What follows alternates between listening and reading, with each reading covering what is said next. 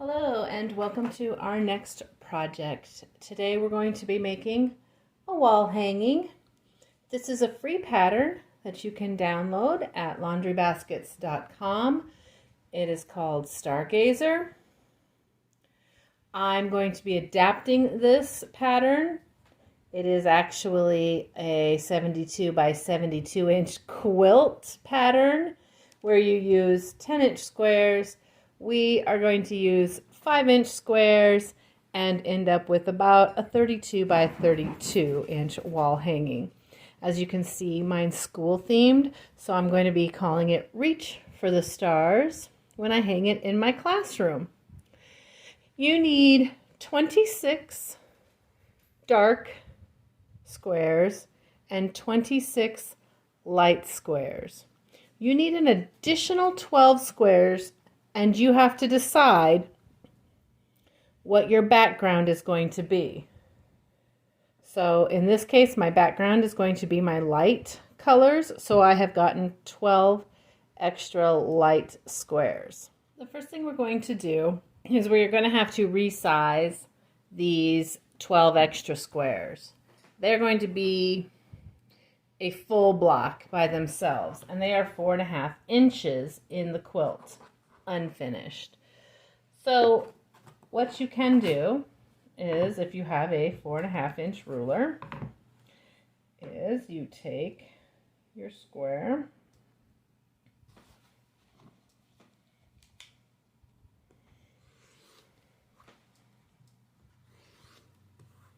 and you just line that up.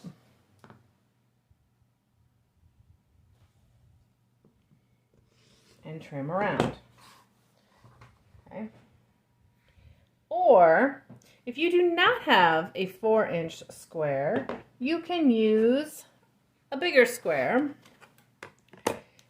And I thought this would be a good time to use a tip one of my subscribers talked about in a previous video, and that is to mark out your 4.5 inch mark on your ruler with masking tape, painter's tape, whatever you have available. So then you can just line that up really quick, and you have your 4.5 inch block. This is really quick, especially if you have a lot. You can probably do maybe I like to do maybe 4 layers at a time. And so that means every time you are putting down a new square, you don't have to really do too much to line that back up.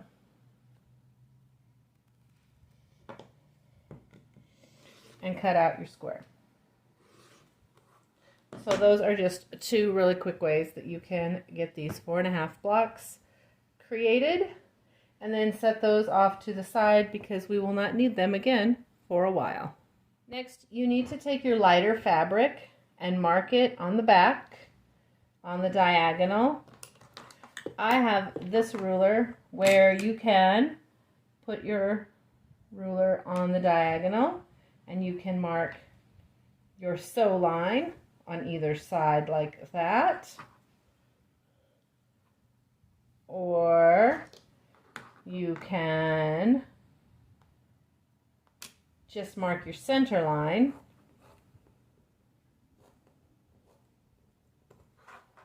like that. If you don't need a fancy ruler for this, you can just take a straight edge that goes from corner to corner and mark it. I do mark my 5-inch or bigger squares. I have 1/4 inch seam tape on my machine, but you can't really see that tape when you first start out, so on these bigger squares that doesn't work for me. You could also take your squares, fold them in half, and give a press with the iron, and then you would have that crease to sew by. Whatever works best for you in your quilting journey is what you should do. For me, I'm just going to keep marking these And then I will show you what we do next. All right, after you get all of your squares marked, then you are ready to put them together. Okay, so now I'm going to put my squares together. I'm just putting them right sides together. And my foot has this little guide right here, and that's what I'm going to put on my center line so that I sew 1/4 inch to the side. I'm going to chain piece, which just means I'm going to sew one right after another, all on the same side of the line. And then when I get through all of those, I'll just turn them around and sew on the other side.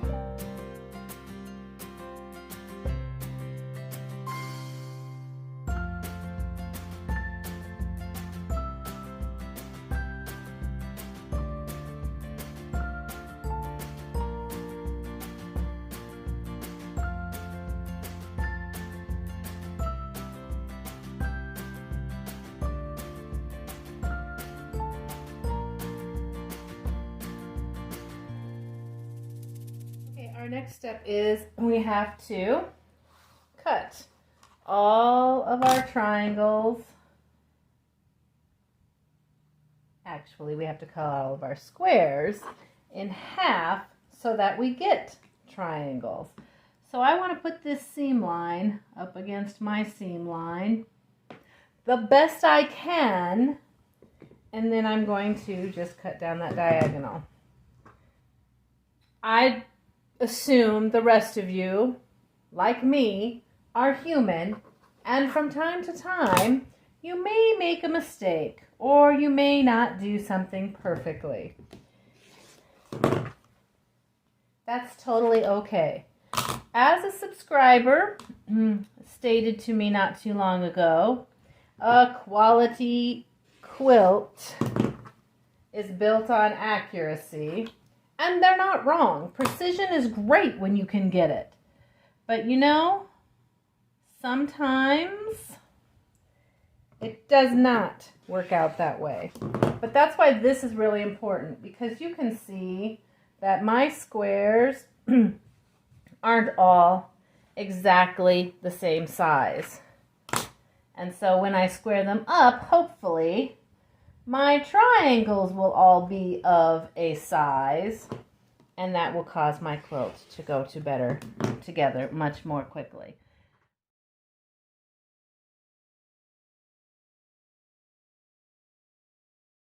I'm just going to go ahead and show you how to square these up now. I love my clearly perfect slotted trimmer. Makes it pretty easy. There is a dotted line for your size, minus 4.5, and that goes on the seam line. Okay. I try to center that up as best I can to make sure that I trim off any imperfections in my earlier cutting.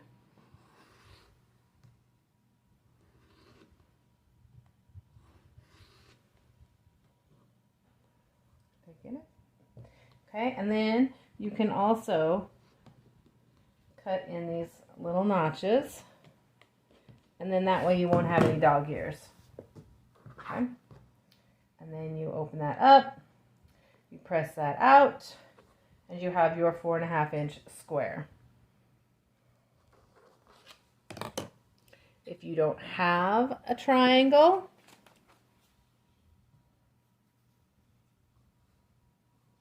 you have your 45 inch line. I have to remember how to do this. This is not my typical way. So I have my 45 inch line that I lay down across. I line up my 4.5 inch side.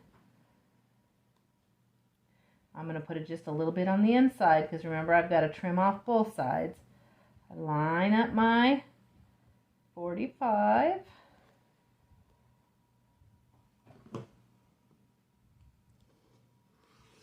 Cut that side.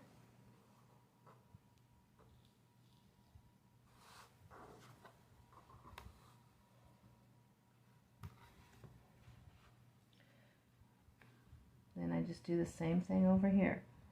Line up my 45, my seam line. I'm going to give this a little bit of a spin.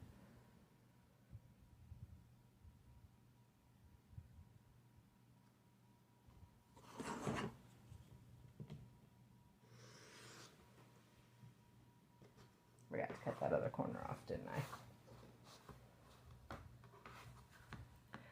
Okay, like I said, this is not my usual method. I love having that triangle, but you can see I'm going to get the same outcome, okay? If your brain works that way, you'll be able to knock it out of the park. If your brain needs to see all the sides, then you are going to have to come here, open up your square.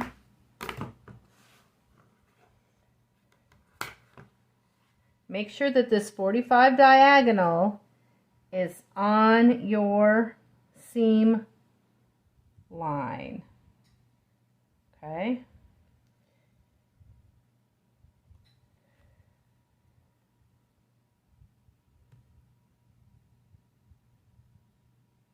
I'm just going to take the barest minimum off here in the beginning.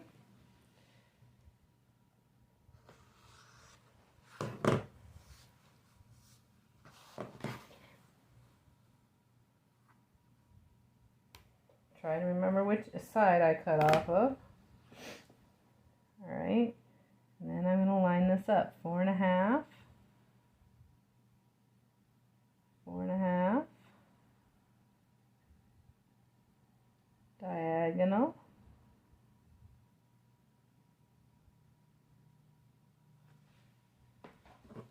so see, there's not much to take off. Don't get too like trim happy. You just want enough, okay? And then you would have your square.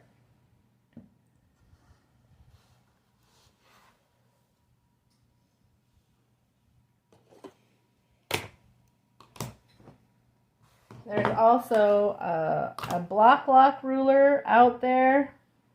I've never used it. It has that same principle that your square ruler has, right? Matching up on your diagonal, cutting out your sides. I feel like the slotted trimmer works for me a little easier because it's kind of a one-done, minimal cutting experience. Try them out. See what works best for you.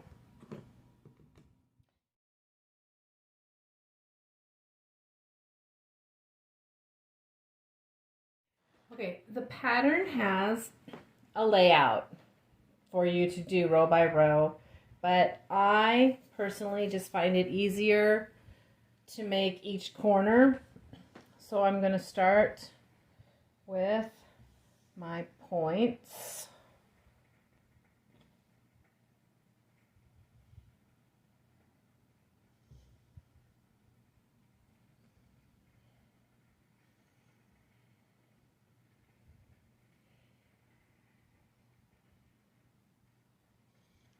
And get those the way I like them.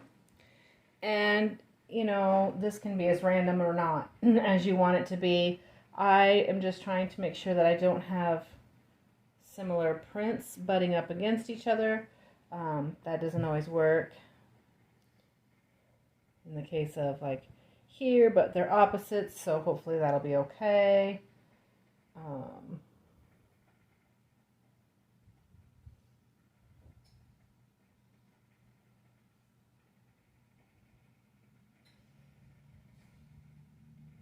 Might switch these two just because I don't know, which then makes me want to switch these two.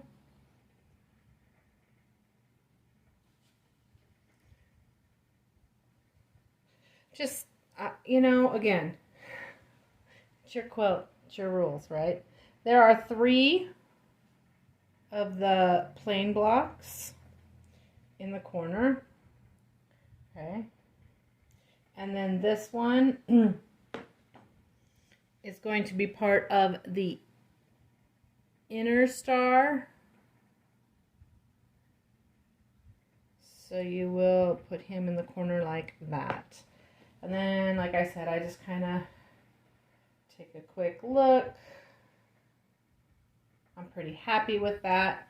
So I'm going to sew this together. I'm not going to sew this straight across because I want to do that chain stitching again, chain piecing. So what I do is I'm going to fold these over. I'm going to fold these over. And then I'm just going to pick them up, keep them all in the same orientation. And this is going to be my stitch line.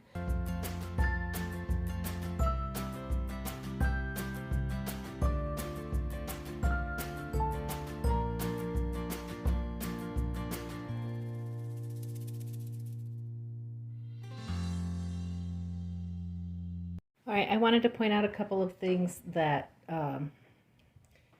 in my haste to sew pieces together I might have not mentioned. You want to make sure that when you are sewing rows and columns together that you have these alternating seams so that they nest. You want to make sure that when you're coming across this point here that you are paying attention. You want to stay above where those two seams met so that you can keep your points on your star. And you know, line up so that you get a nice star. But again, margin of error, right? Not all of mine match up. They're not perfect, but I think we can all still see it's a star, and it's going to be really cute. So I just have to make 3 more like this.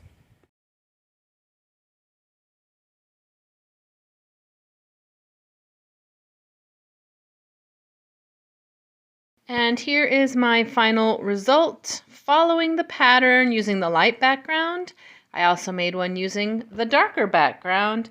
And then I made 2 more with a couple of creative design choices. But I still think all of them are very cute and will be loved by first graders. If you enjoyed doing today's project with me, don't forget to do all the things. Like this video, subscribe, get your notifications, and be sure to come back for our next project. I'll see you then.